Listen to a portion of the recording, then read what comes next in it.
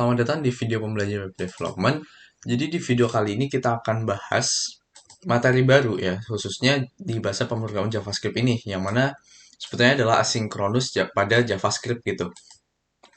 Oke, asinkronus itu apa? Kita akan kembali ke identitas atau apa sih JavaScript itu. Jadi JavaScript itu adalah bahasa yang single threaded, bahasa pemrograman yang single threaded dan juga asinkronus gitu.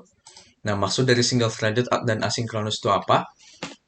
Jadi untuk single threaded itu adalah mungkin yang teman-teman tahu kalau misal di perangkat teman-teman atau spesifikasi laptop teman-teman itu ada yang 12 thread atau misal berapa core, berapa thread gitu dan lain sebagainya. Nah, itu yang disebut di sini gitu.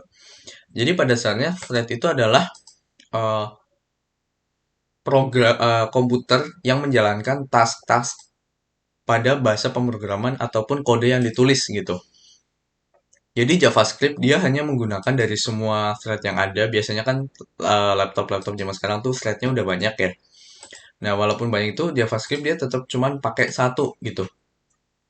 Jadi dengan satu thread itu dia akan menjalankan task atau baris kode tuh dari atas satu-satu gitu. Jadi si thread itu dia task pertama dia kerjakan, kemudian selesai dia akan lanjut ke baris selanjutnya, kemudian baris selanjutnya dan seterusnya gitu. Ataupun misalnya nanti kayak pemanggilan fungsi, jadi urutannya adalah functionnya di declare dulu atau dideklarasi dulu. Kemudian di bawahnya itu ada pemanggilan tuh. Setelah dipanggil dia akan kembali ke atas lagi dulu tuh. Oh, ini kodenya, fungsinya ini. Kemudian dia uh, isi dari fungsi itu dia dijalankan gitu. Intinya cuma satu doang nih yang jalanin urutan kode baris-baris kode itu gitu. Jadi misalkan contoh nih, di sini kan ada teman-teman bisa buka juga latentflip.com/slope gitu ya. Jadi teman-teman ketikkan ini, kemudian kita bisa coba bareng-bareng di sini. Nah, di sini teman-teman bisa coba ketik console kemudian menjalankan task 1, 2, 3. Nah, jadi si thread ini kalau dia jalanin kode kayak gini, dia akan jalanin satu-satu. Di sini teman-teman bisa set ya, misal jadi 2 detik supaya ada delay-nya tuh biar teman-teman lihat simulasinya gitu.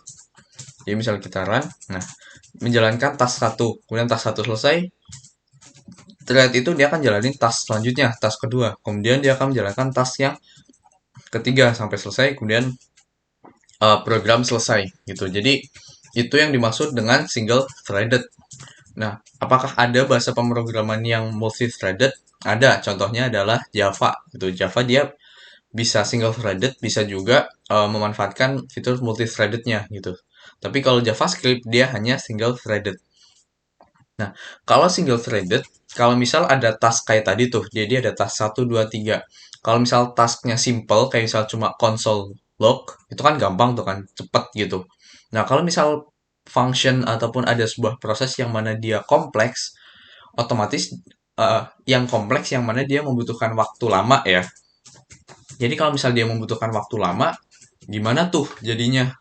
Otomatis karena dia single threaded atau dia sendirian gitu bisa dibilang, eh, proses yang tadinya berurutan tuh dia jadi terhenti. Terhenti dalam artian dia menyelesaikan satu proses dulu.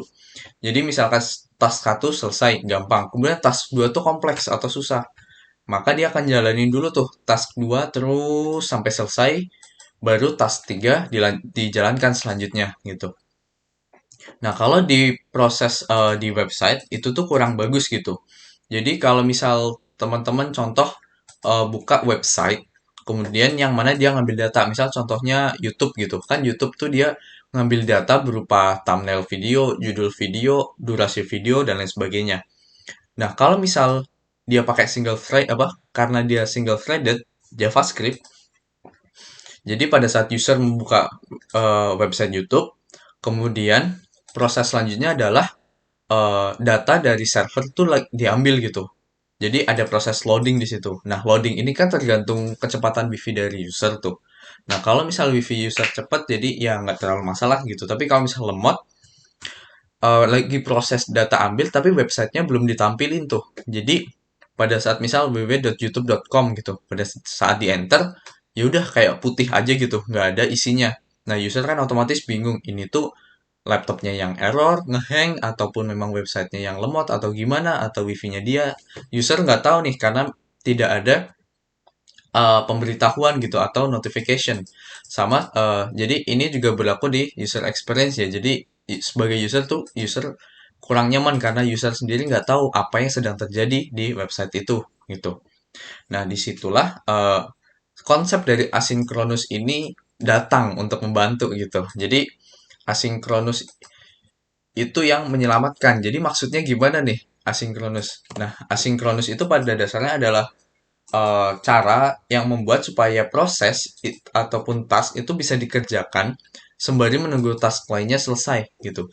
Jadi kayak misal kalau di kasus YouTube tadi, di YouTube sendiri tuh ada yang teman-teman lihat, sorry. Nah, di sini yang namanya kayak skeleton bentuk ini sebutannya itu komponen skeleton yang mana biasanya dipakai waktu nunggu data selesai dikumpulin gitu.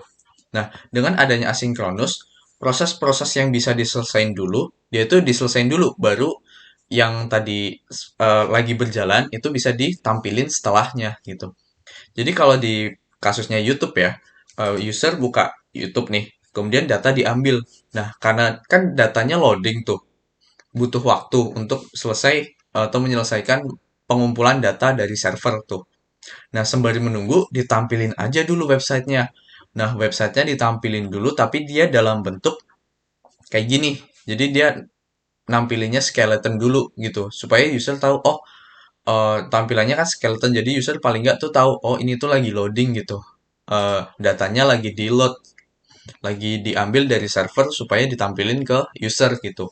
Dengan adanya skeleton, user paham gitu. Nah, setelah data nanti selesai diambil, kemudian baru di komponen-komponen skeleton ini diganti. Yang tadinya komponen skeleton dia diganti menjadi yang dari data, misal thumbnailnya, kemudian judul videonya dan lain sebagainya itu dimasukin di dalam komponen-komponen skeleton-skeleton ini gitu. Jadi itu kegunaan dari asinkronus itu sendiri gitu. Nah, untuk cara ataupun teknik asinkronus itu ada tiga. Yang pertama ada callback, kemudian ada promise, dan juga ada async await. Nah, untuk tiga metode ini akan kita bahas di video-video selanjutnya nanti gitu. Yang penting sekarang teman-teman paham dulu konsep dari asinkronus. Jadi asinkronus itu intinya adalah teknik ataupun cara supaya suatu proses yang dia tuh lagi jalan tapi lama itu yaudah dia jalan dulu tapi kita lanjutin juga proses selanjutnya itu apa gitu supaya kalau misalnya contohnya di website kita sebagai website developer tuh kita bisa nampilin dulu halaman websitenya nanti baru datanya itu belakangan gitu.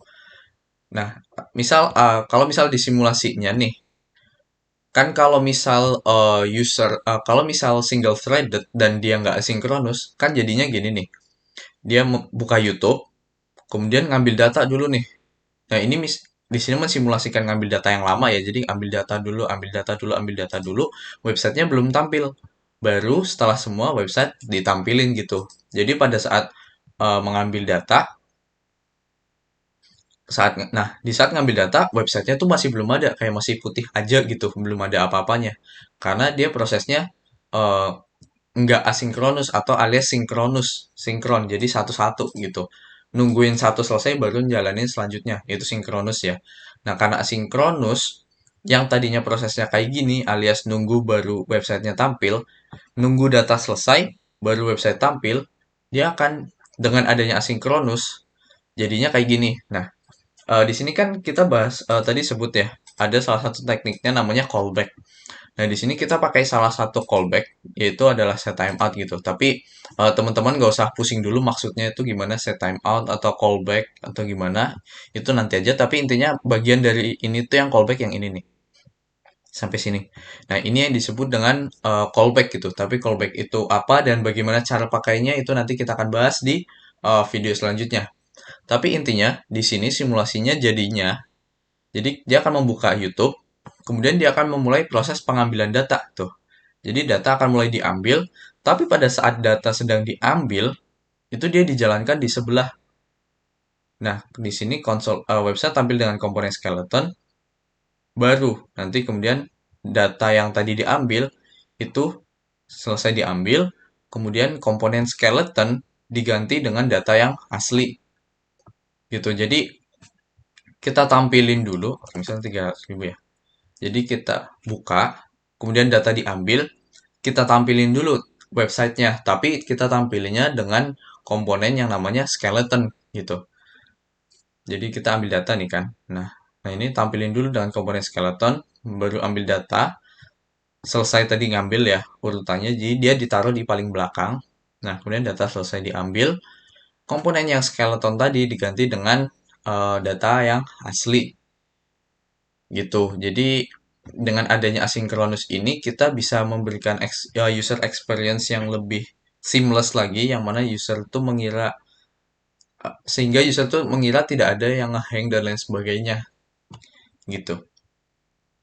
Oke, jadi untuk video kali ini sekian dulu, lumayan singkat ya. Jadi dari video ini teman-teman paham maksud dari asynchronous itu gimana. JavaScript itu ternyata bahasa yang walaupun dia single threaded atau dia cuma pakai satu, tapi dia asynchronous yang mana kita bisa menjalankan, bisa dibilang kayak menjalankan dua proses secara bersamaan gitu. Tapi proses yang sebelah itu kita biarin dulu, kita bisa lanjut ke proses yang selanjutnya dulu. Kayak misal contoh di YouTube, YouTube halamannya ditampilin dulu walau dalam bentuk skeleton, sembari nunggu proses data selesai. Kalau data udah selesai diambil, baru data itu dimasukin ke skeleton-skeletonnya tadi, gitu. Nah, di video selanjutnya kita akan bahas satu-satu teknik-teknik asinkronus pada JavaScript ini, mulai dari callback, kemudian ada promise, dan juga async dan await. Nah, jadi untuk video kali ini cukup sekian dulu. Terima kasih.